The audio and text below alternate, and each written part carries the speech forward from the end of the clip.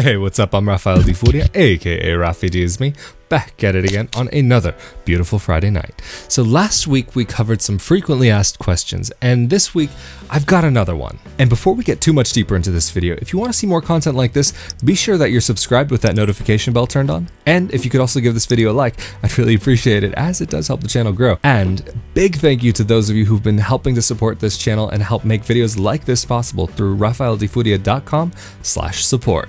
I often get the question, why dual citizenship and why not just get a visa? And I think for each person, dual citizenship will come with its own reasons. But for me personally, it's much more practical. For example, I want to live in Italy full time, and having a passport, having the citizenship, makes this possible without restrictions. Whereas if I wanted to just come with a visa, it comes with a lot of complications, and who knows, maybe I would or I wouldn't qualify for an Italian visa. I don't know. I've been living abroad for just under 10 years now. A year of that so far has been here in Italy, and not having to deal with a visa every year or every other year has been such a nice feeling. It is stressful living with a visa. It's stressful having to live with that over your head, because wherever you might be, the type of visa that you might have might expire after a few years. In some ways, a visa may be more practical for somebody. For example, if you're just wanting to come here for vacation, just for a couple of months a year, then fine, especially if you don't need to work here. But if you do need to work here, then this puts you in a whole completely different category. Even as far as I'm aware, if you're a digital nomad and you want to come here and you're on a tourist visa, and even though you're getting paid from abroad, if you're working physically in the country, technically you are working in the country, and technically a tourist visa might not actually be good enough for that. And when you have a visa, some things become a lot more restricted, especially if it's a tourist visa. You can't get home phone, television, internet. I mean, forget even that, you can't really even rent an apartment. You may be able to get a temporary AirBNB, but if you're wanting to actually settle here and be here, this is not going to be possible on a tourist visa. And I've seen a lot of people who try coming to Italy without necessarily knowing how the system works beforehand. And that ends up leading into a whole huge headache, because if you want to have a longer term visa here in Italy, you can't apply for that while you're here on a tourist visa. You have to do that in your home country, or at the very least, a long-term visa which will allow you to stay in that country for a while. It all depends on where you're trying to apply and how you're trying to apply. Every consulate, as we know, practices things a little bit differently. And that's the thing, if you're eligible for citizenship and you're wanting to be here for a while, in my opinion, it makes much more sense to have that citizenship all taken care of. But if you are only wanting to be here a couple months out of the year, it may not be totally worth it. But there are other reasons why it might be worth it. In my opinion, right now is also the time to get this done. There is no time like the present. We know that this store is open now, but we don't know if this store will be open forever. There might be a cutoff point, but what would that look like and how would it happen? I don't know. And if it will happen, again, I don't know. That's just an educated guess. You already have a particular group of Italians whose part of Italy didn't join the Republic until many years after the formation. And the descendants of those people now have gone through a very difficult time where they have even had a cutoff date, a final cutoff date, that if they didn't take care of their citizenship by then, that's it.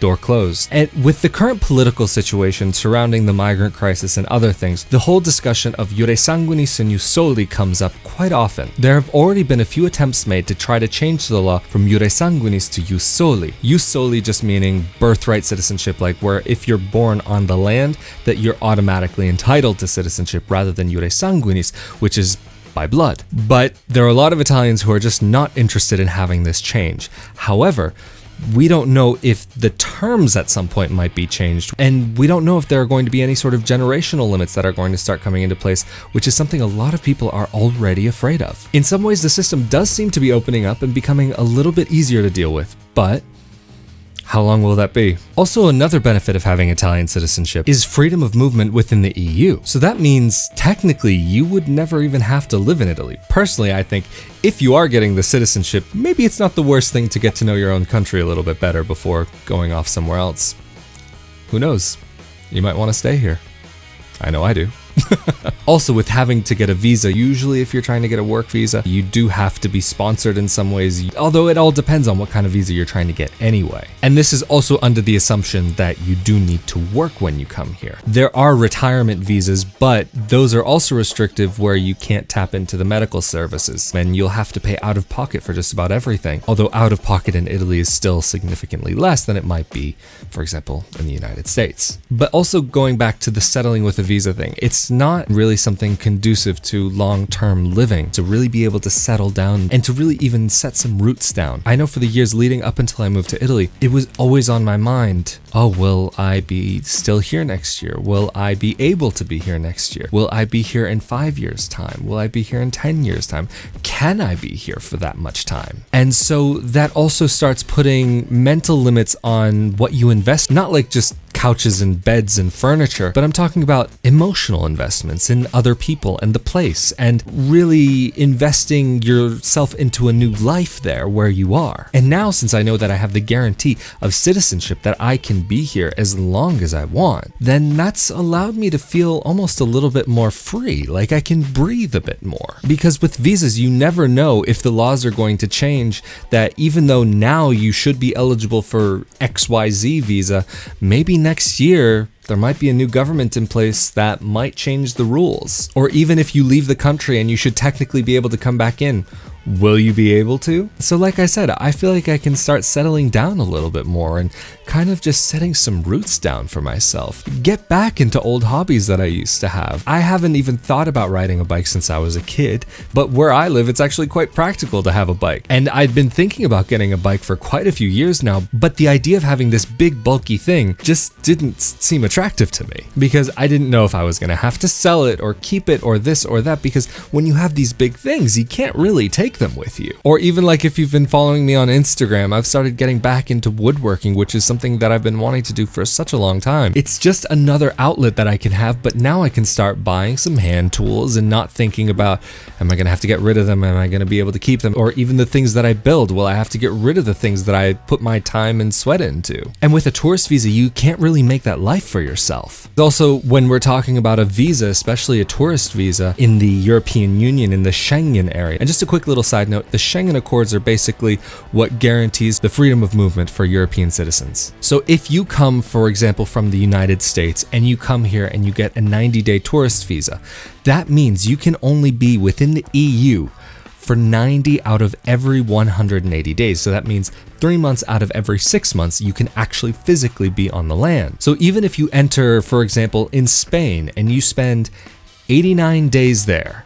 but then you come to Italy and you're here for 3 days, that means you've actually overstayed your visa. And even just with the tourist visa, the most you can even do is get an extension of that, but you have to do that before the 90 days are even up. And then if you want to turn a tourist visa into another kind of visa, you don't have that option unless you go back to your home country. There are so many reasons why dual citizenship might be good for some people and might not be good for others. But even if you decide to go through Jure Sanguinis yourself for Italian citizenship, just know that you are giving a huge gift to your descendants, wherever they might want to live in the future. If your grandchildren, great-grandchildren, or great-great-great-grandchildren ever want to have the option to come back to Italy, it just makes it that much easier for them if you've taken care of your side of things. And I wanted to do the citizenship because there was always that feeling inside me that Italy was home and Italy was supposed to be where I'm supposed to be. And I realized not everybody's going to have that same feeling. If you have the possibility to take care of all of this now, this is going to make things so much easier for your descendants, so that they at least have an option. Anyway, as per usual, this is an open conversation, so if you have anything to add or to say about this, feel free to leave that down below in the YouTube comment section below, or if you have any questions, feel free to leave those down below. And hey, you never know, it might become a video in the future. And again, big thank you to those of you who are helping to make videos like this possible through rafaeldifuria.com/support. And as always, I'm Rafael Di Furia, aka Rafi D is me. Thank you for joining me on another beautiful Friday night, and I'll see y'all next Friday. Later.